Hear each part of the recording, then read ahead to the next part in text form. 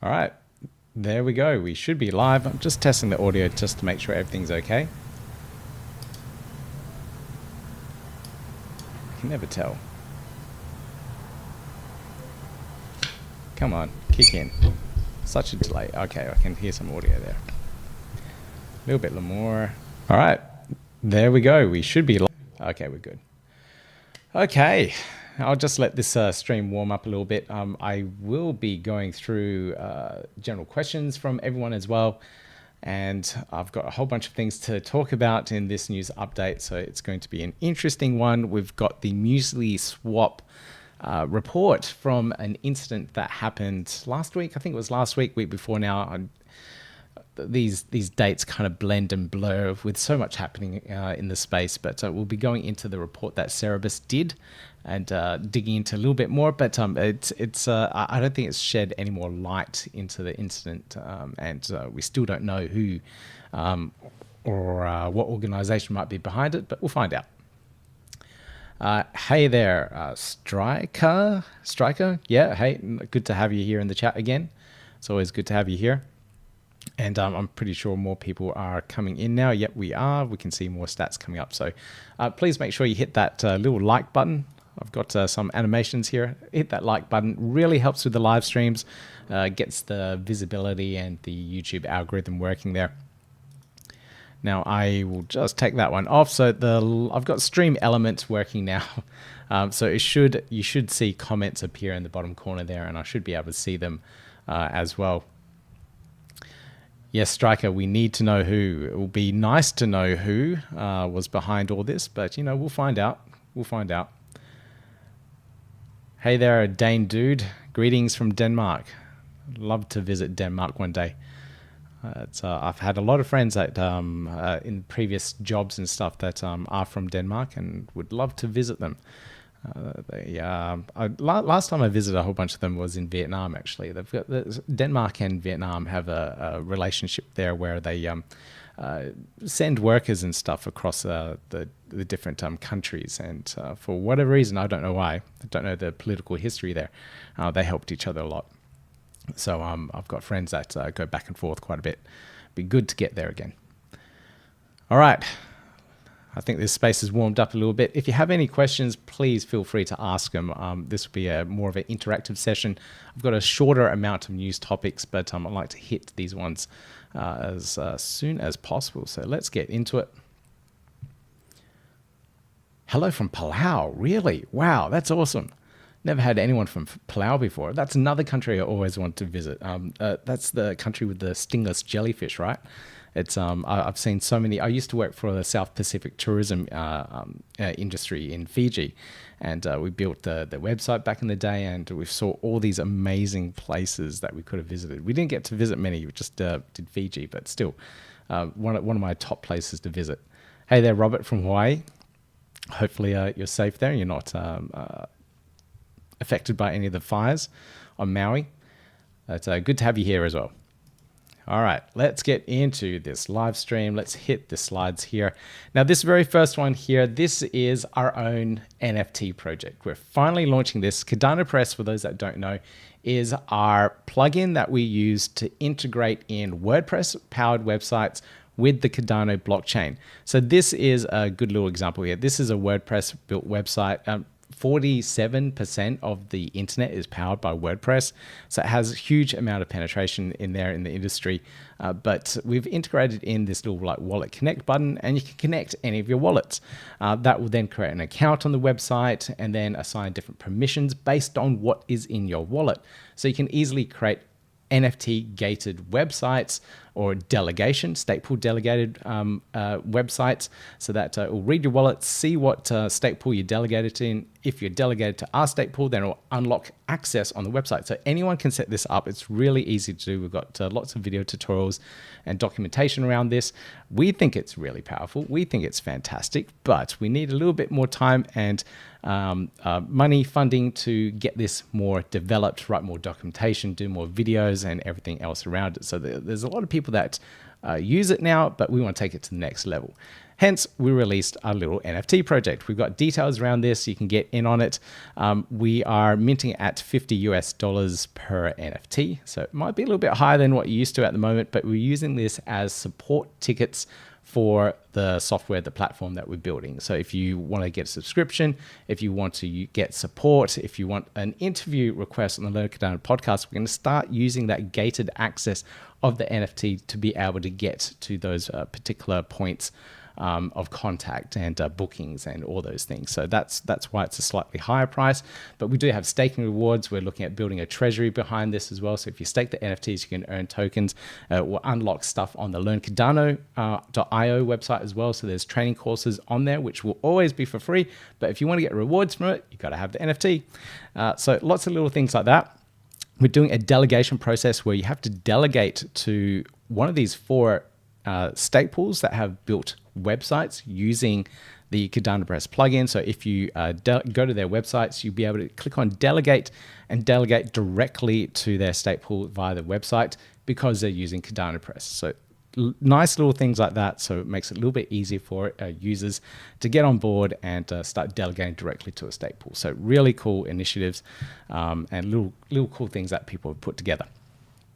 So we're starting the delegation process next epoch. If you delegate early, it doesn't matter, but to every epoch that you delegate, you'll be able to mint one of these NFTs. So there's all the requirements, all the details on this CardanoPress website. I will put the links in the show notes so you can find out a little bit more about it. We're minting via Saturn NFT. So this is a SIP68 dynamic NFT. You'll be able to battle these in the future. I haven't worked out the battle mechanics. They will incur damage over time. So you can see here in the detail here, the artist has put in like a damaged NFT. If you use it for a booking or anything, you'll need to destroy the NFT because it gets used, it will turn into scrap metal, and you can build up another one in the future. We're also taking not just ADA, but like Wi-Fi tokens, Min tokens, and all these other tokens. We'll get governance working on this, so you'll be able to use the actual NFT to vote on various proposals, and that's all powered by CardanoPress. So really cool stuff that we're putting together. I think it's pretty cool. Hopefully you guys all think it's pretty cool too. Just checking the comments. Hey Hans, hey from Germany there. Chill Paul, good to see you here as well. Cheers from Chill. How is it at your job at Blueshift? Yeah, Blueshift is great. For those that don't know, I work for the decentralized exchange Blueshift. Let me just pull it up so that you guys all know exactly what we're all talking about here. Actually, built the website for them. So that's my day job is building websites, and this is one of the things that we did.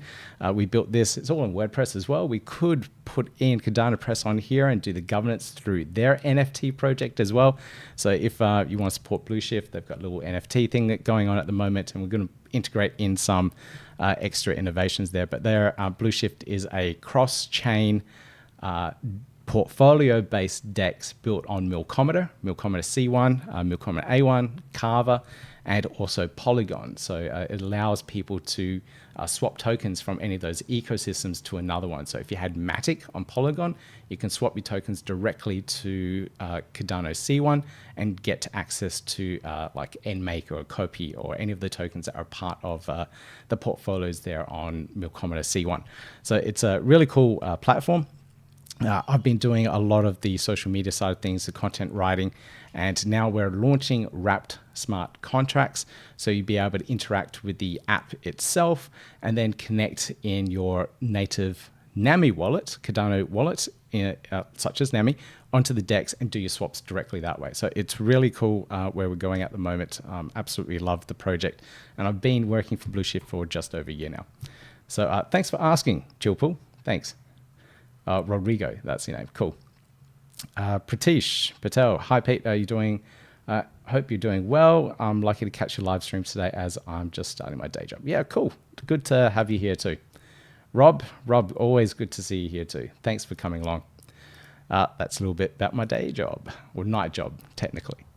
All right, let's have a look at the Cardano stats at the moment. And this is something I always like to point out. And I did a presentation at the Brisbane Cardano meetup last Wednesday where I went through the entire crypto DeFi ecosystem on the Cardano blockchain to look at how you can actually participate in DeFi.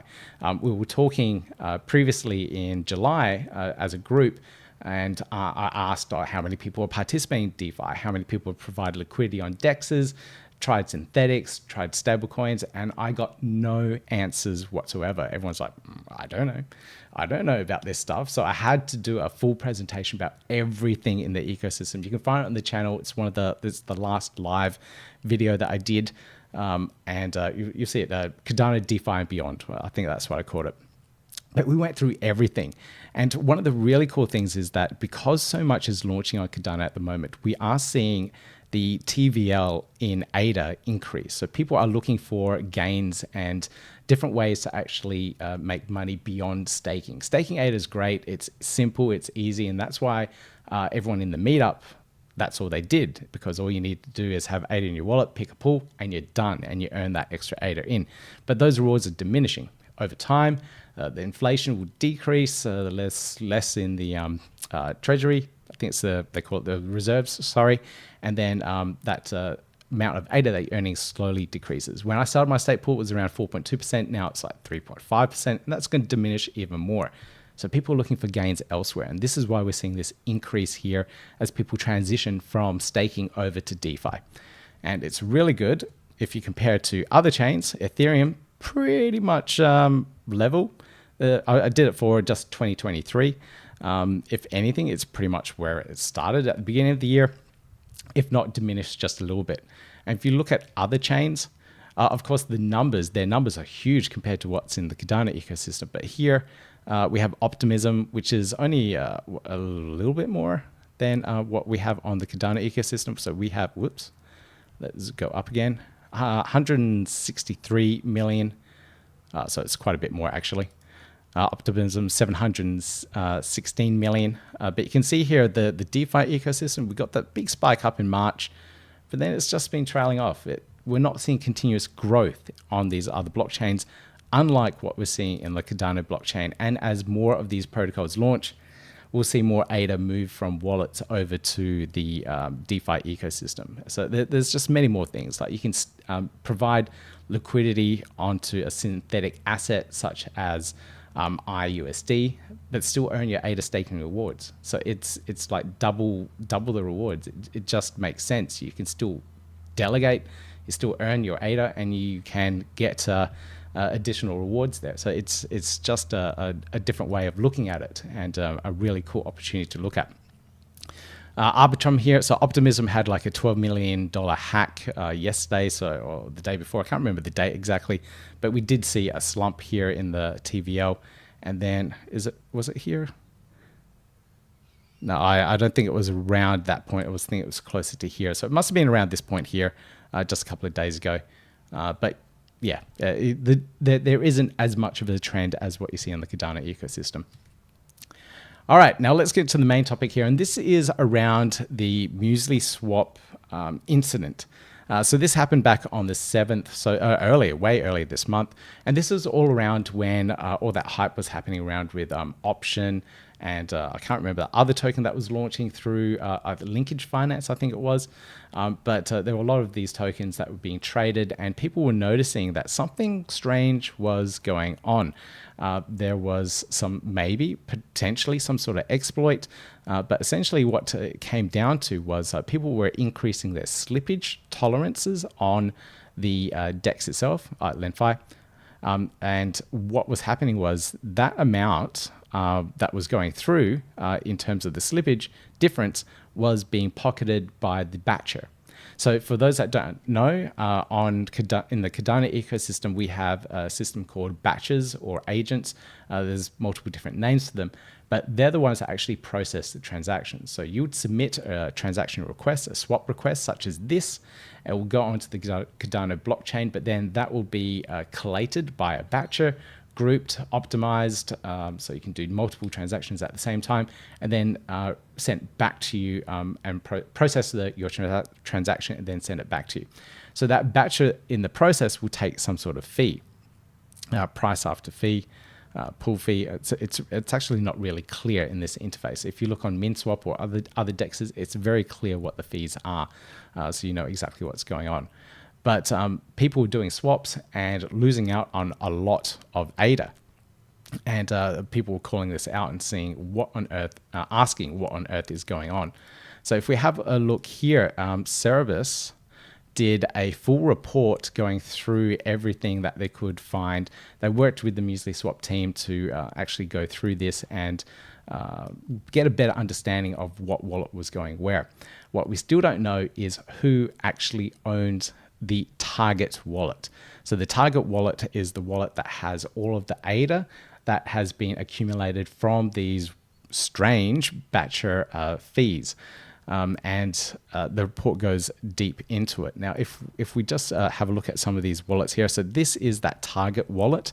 If we go back to the report, it's the terminology here, target wallet, LNFC. We go here, this is it here. It's holding a lot of ADA. I'll just zoom in so you can see that a little bit more on the screen. So just over 2 million ADA in that wallet. I'm not sure if that entire sum and value was from the batcher itself. If you do look at this report here, it does mention that some of the wallets, some of the transactions, some of the ADA in the wallet actually came from different locations, such as Project Catalyst. So 170,000 ADA came in from Project Catalyst during Fund 9. So is this wallet being controlled by the team? Probably, most likely. We don't know how MuesliSwap are doing all their batches, if it's completely decentralized, if they have a network of operators in their network that are running the batches, and that that particular batcher is not part of the team, or is it actually part of the team and someone did some code up in there to skim off a little bit ADA at the top. So we don't know that. But we may find out a little bit more information about that in the future. Anyway, the Xerberus team went through the flow of the value. The important thing to note, they also noted here in the report that the ADA from that wallet has not been moved out. So it hasn't been touched. So no one's doing anything with that at the moment. There's a whole lot of other information in here as well. They do go into the interface. It's a little bit of a low quality here, so I couldn't get a nice high quality view of this interface. It's a little hard to zoom in on the PDF here, but if you have a look at that, you can see how it was before, how it configured. But essentially what they're saying, it's a misunderstanding of how the slippage works. It's not slippage, it's tippage. So it's kind of like a price, how other EVM dexes work, where you pay a gas fee. That tippage is what they take to get your transaction through. So the more tippage you put in, the more likely that your transaction will go in, and you end up with less, but your transaction will go through. And that tippage happened to just go into that big wallet there. So it's an interesting report. You can dig down and dig deeper into this one if you like. I did go through it all here. They did an announcement article here, describes this one. Let me go here, load it up for you.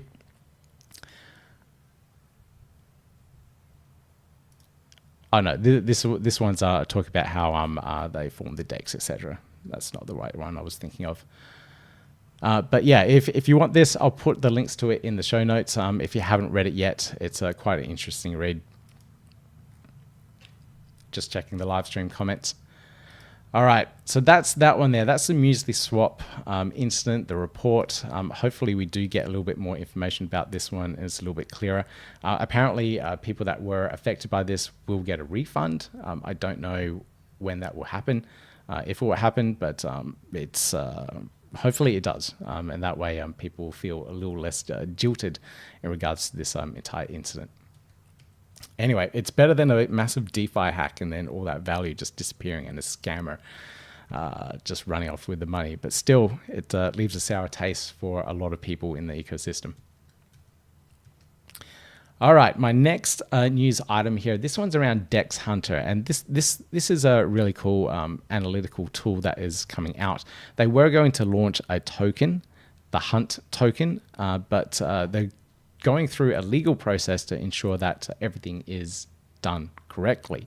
And that's good. That's a good thing. It means that the lawyers do want more time. They do want to make sure that launching this token is completely 100% legal and they're not doing anything incorrect. So if you were interested in going for that hunt token, be patient.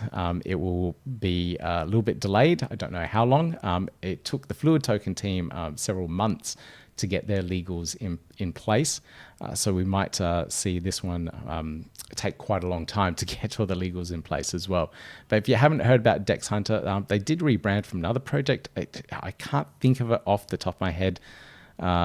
But yeah, a DEX aggregator, easy to use interface, and you'll be able to do a lot of really cool trading from it as well. So if you are a trader, this is one of the tools that you probably will be using to optimize your trades so you can get better swaps and better prices overall, especially if you're in the DEX space. And this kind of leads to a little project that I'm going to start working on as well. And I'll talk about that at the end of this podcast. So stay tuned for that one. So this one here is another one in regards to the stats on the Cardano ecosystem at the moment, and Cardano overtakes Polkadot as number 1 crypto for development activity. And what does that mean for the market? It means Cardano is booming in terms of development.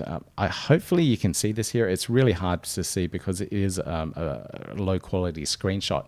But Cardano has gone up there and overtaken Polkadot. It was Polkadot, I think we were like 3rd. Polkadot and this other one, Kusuma, were neck and neck in terms of development. But I don't know, maybe the devs at IOG just did a couple more commits and pushed it up a little bit further. But it's good to see the amount of development there.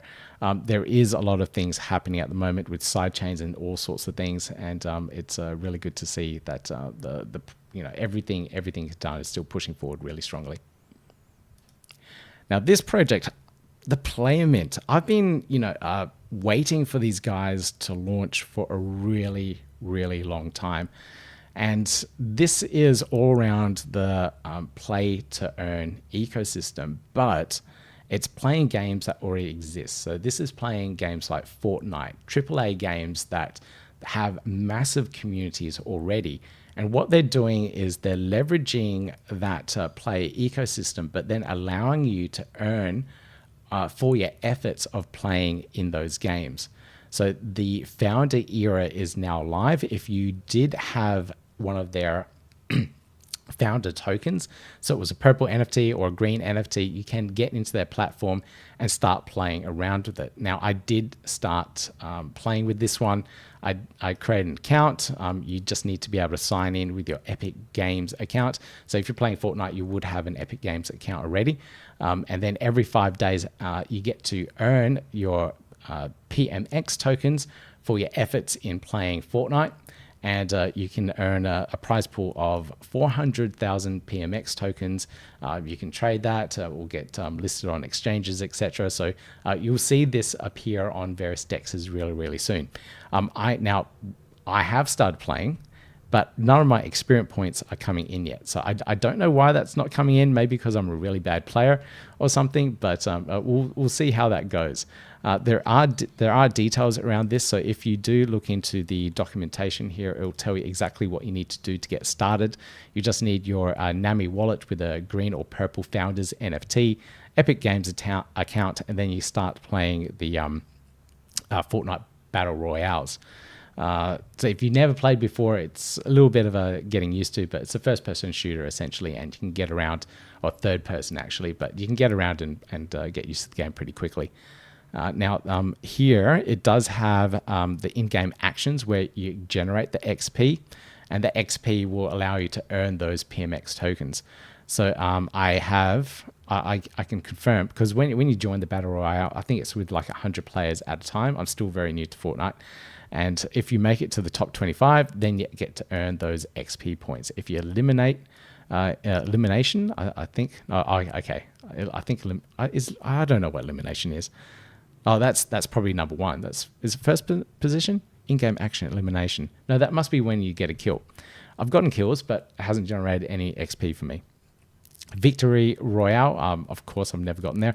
I'm ranked, like each game I play, I'm like 75th or 70th. That's ranked in those games. So I'm not doing too well at the moment, but other people are. And if you have a look at the leaderboard here, let me go to the leaderboard. There are definitely people that play a lot of Fortnite. If the leaderboard will load. Okay, I'll let that load. Oh, there it is. There it goes. So you can see here, that's a lot of points. That's a lot of PMX. But these people will be able to take those tokens out, claim them in 5 days, every epoch, trade them, exchange them, do whatever they want.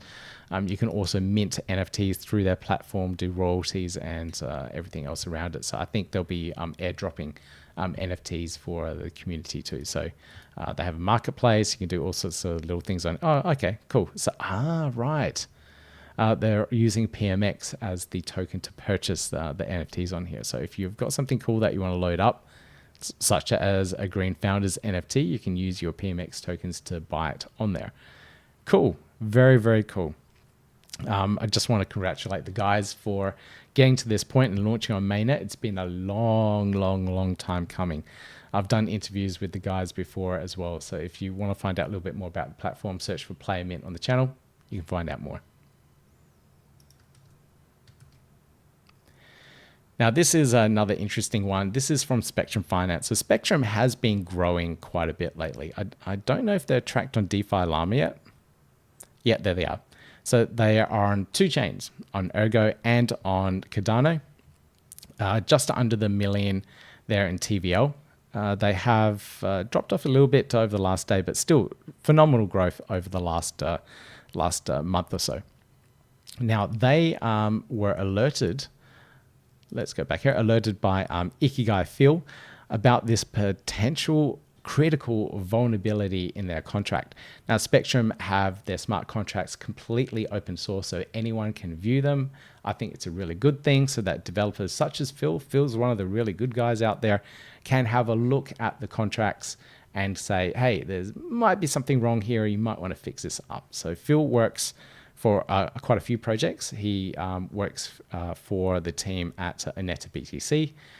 He's worked on, I think he still works there. He might have stopped.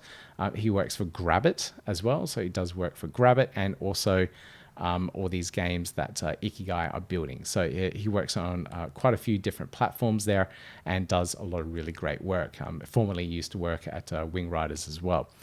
So he knows his stuff. But this here is a vulnerability that was announced. Apparently, all the liquidity provider pool fees, they're all fine. So we shouldn't need to worry about it. Some people probably still are worried about it and probably would remove liquidity just in case. You never know. But yeah, it's good to know that there are eyes out there and working as white hat hackers and keeping an eye out for the ecosystem as opposed to just exploiting things and taking advantage of them. Anyway, we'll see a report about this one soon, and I will jump on the live streams and talk about it. I haven't seen Spectrum announce any updates around this one yet, but as soon as they do, I'll jump online and we'll let you all know. Yep, so no reports on that just yet. Now, my next news item here, Bobcorn Ada, he releases a lot of really good content on Twitter. But here we have another 15,000 LQ Liqwid finance tokens being sold on the market, being dumped from this particular address. Was first dumped by the Aquafarmers LQ royalty address, probably announced team sale. Okay, so essentially it's just the team selling their tokens. It's totally fine that they do sell tokens. They do need to pay for developers. They do need to pay for their servers, infrastructure, etc. You guys out there that are holding these tokens just need to be aware of this. So when you see prices fluctuate in the market and you wonder what on earth is going on, who is selling all of these tokens, why is my liquidity going down? It is because of these factors. Either vesting schedules have been updated and changed, or reached a certain point in time, and early investors can now sell out of those tokens. So you can see here that I think this is the date, 20th of August. Let me just check that on the Twitter post. 21st. Okay, yeah, so it's roughly around the same time. So that matches up with the activity on chain there. And you can see that massive sell-off and then people buying back up. And then the price is stabilizing. So, you know, I bought LQ when it was at 80 ADA a pop. You know, stuff happens. That's just how the cookie crumbles. And that's why I don't trade. I don't know a lot of this stuff. I didn't look into the vesting schedules. I thought it was all like going to be good. It's going to go to the moon. But, you know, you got to be aware of these things so you know exactly how things happen. So if anyone else got caught out by this, let me know in the comments. And we'll keep on monitoring these type of things. But any project that you get into, if you're like getting into an initial sale of something, look at those vesting schedules. When are you expected to see extra tokens get dumped on the market? Another really good example of this is Genius Yield. So they have they had their ISPO and they released their tokens in 2 batches. The first batch was at the beginning of this year, and then the second batch was in the middle of the year. And just before those release schedules, so the first one when everyone got their tokens, there was a big dumping on the market. So if anyone could actually sell at that point, they would have been able to buy back in at a lower price. And then just before the mid-year, when the second release was happening, there was a massive sell-off as well. There was not a massive, but a bit of a sell-off as well. And people just trying to get those gains before more tokens were released into the ecosystem and more people ended up selling at that point. So it's really important to know those vesting schedules when more tokens are going to be released in the ecosystem so you can take advantage or protect your investments or speculations, I should say, in the ecosystem. So really, really important, really, really good to know. Now, this is a more positive post here, and this is from Santiago. So Santiago was creator of TX Pipe, D-Meter, those really cool, instant click platforms where you can get your whole Cardano infrastructure working. And he put together this lovely little cheat sheet. I think it was him. Yeah, he put together this cheat sheet that talks about all the different technical parts of the Cardano blockchain. So we've got the indexes, and this is so the blockchain is essentially stores all the data, all the transactions. It's the ledger, and anytime someone does a transaction, it verifies that there's consensus and writes that transaction in line on the blockchain. But to be able to read that data, you need all this infrastructure, and then you need to essentially store copies of it into a database so you can do queries against it. So an application can query at this epoch, at this time, at this wallet, what actually happened. So you need all this ecosystem stuff around it, all this infrastructure. So we've got storage, we've got the indexer, we've got different ecosystem stuff here. Let me just zoom in a little bit more. I can't see this. Of course, I can't zoom in anymore. Let me open in new image. There we go. That's a little bit better. So we've got the chain indexes there. We've got query mechanisms. We've got SQL, direct HTTP API requests. You've got Redis, SQL, HTTP. I didn't know that CARP could do that. And all of these act in different ways. And if for those people that don't know about CARP is very modular. So instead of having an entire DB sync database to query the chain, you can just use little parts of CARP and just plug and play what you want. So there's lots of different flavors and lots of different things, lots of different ways that you can do the chain indexing these days. We've got horizontal scalability here and a whole lot more. So if you're a developer and you wanted to map how this is all put together, what your options are, this is a great little Twitter post. And if you're not a developer, Santiago, breaks this all down. He talks about it in this Twitter thread about what each one is, so that you as a general user can get a better understanding of this as well. So I absolutely love that. I will put a link to that in the show notes for you all. Now it is RareEvo time at the moment. Everyone is over there in Denver, Colorado. Well, not everyone. Obviously, I'm not there, but a lot of people are there at the moment enjoying themselves. They've got the VIP party, which is probably finished just by now. And then the big day events start off tomorrow. So very exciting for anyone that is there at the moment. All the stands have been set up from what I know. All the VIPs are coming in, or the guests or the speakers are there as well. So very, very exciting to see how this event turns out. I love to watch the presentations when they come online as well. So if you're there, enjoy. A little bit jealous. If you're not, check it out online. You can be like me and just watch from afar and see how this one all turns out. It looks like it's going to be quite a good event. I did enjoy myself last year, so I'm sure it's just as good, if not better, this year. Now, my last one here. Now, this is all around tap tools, and I'm going to set a little challenge, another video series that I'm going to release on a weekly basis.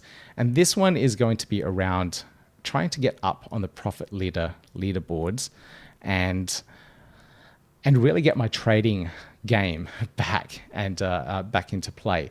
So I'm going to start putting into action everything that I talked about on my last presentation on the Brisbane Cardano meetup around the entire Cardano ecosystem. And we're going to look at how we're going to take 1,000 ADA and increase that value over time using all of these protocols, and what you need to do to protect yourselves to make sure that you're not losing your assets or anything like that.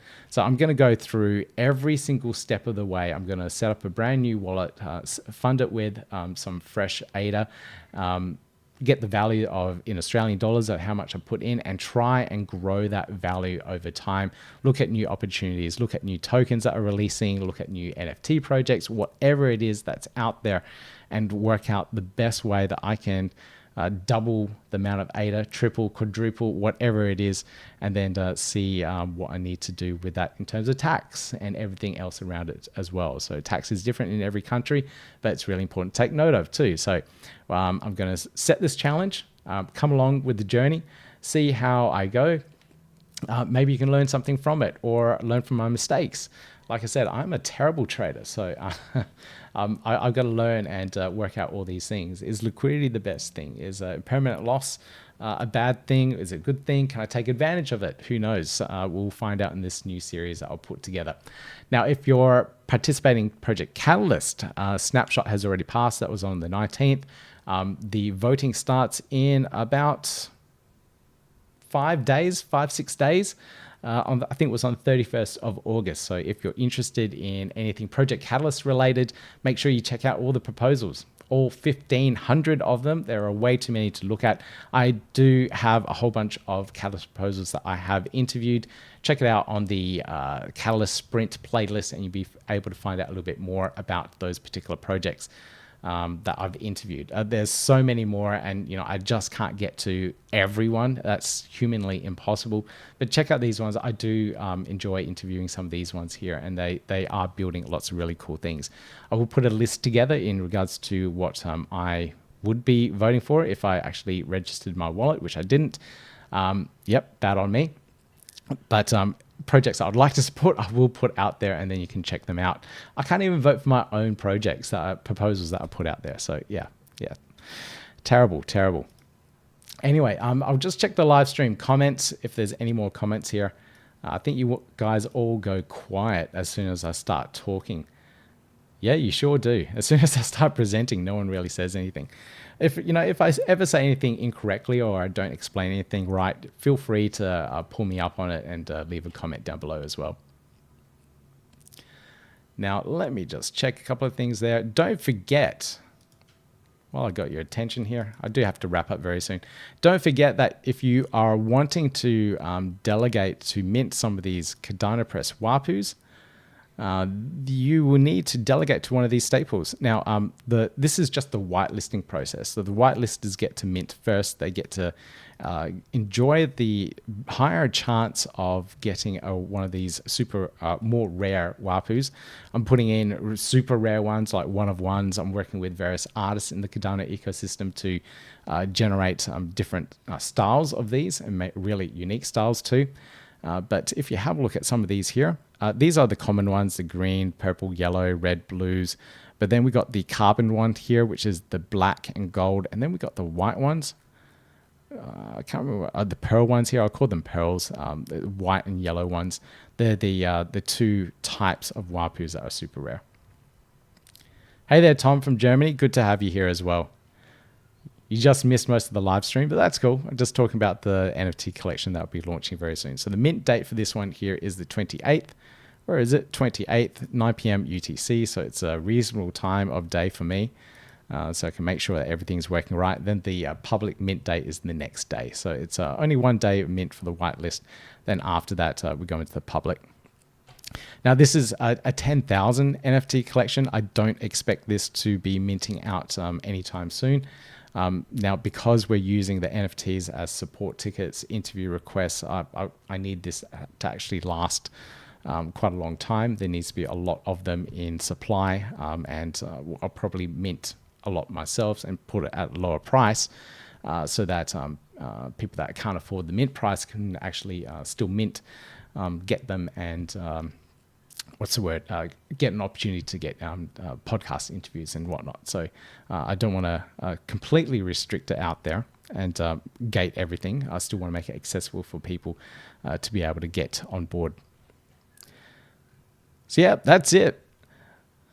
So thank you everyone for joining me on this live stream. It's been an absolute pleasure having you all here. That's the CardanoPress Wapuus. I just realized I wasn't showing the screen when I was going through it. But there, I just highlight the date again. 28th of September will be minting. And this is some of the collection here. Again, that's the carbon ones there. That's the pearl white ones. I think they're pretty cool. I like these guys. There we go. There's a write-up about what a Wapuu is as well. So if you're not in the WordPress community, you wouldn't really know what a Wapuu is. But, you know, it's one of these guys here. That's a Wapuu. They're an actual mascot for the WordPress ecosystem. And, you know, they're cool. I like them. Anyway, let's call it a day. Let's stop the stream. Thank you so much for joining me. And I'll see you in the next live stream.